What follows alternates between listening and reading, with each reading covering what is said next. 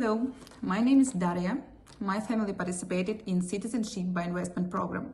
We hereby address the government of St. Kitts&Nevis with a complaint and demand for the return of funds paid by us as a part of the Citizenship by Investment program. In October 2021, our family applied for citizenship of St. Kitts&Nevis.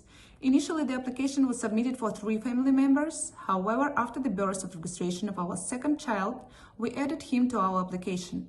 At the time of choosing the program, we also considered Grenada, but we were assured that St. Kitts&Nevis was a more reliable and stable country and therefore made our final decision in its favor.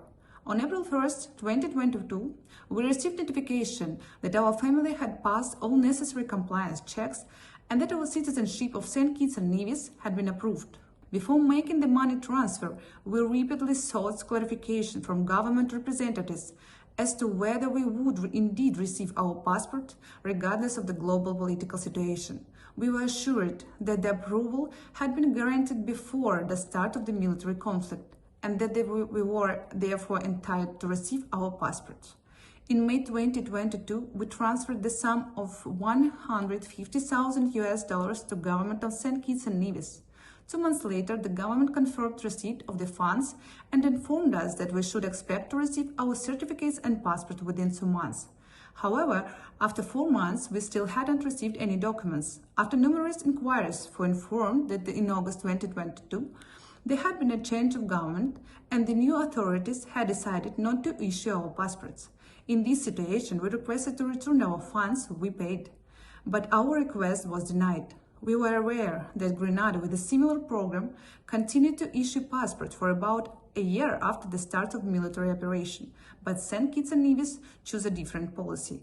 We asked for our money to be returned so that we could apply for the citizenship in Grenada, but we were again refused.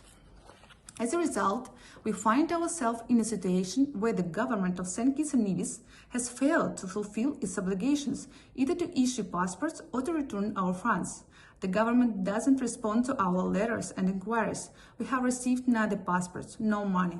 We know that our family is not the only one that have faced this situation. The government of St. Kitts&Nevis has deceived many families who trusted their program and invested significant sums. We demand justice and the full refund of our funds.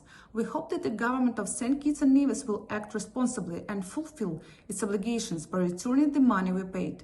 We are prepared to use all available means to protect our rights, including recourse to international courts and public campaigns, if our demands are not met.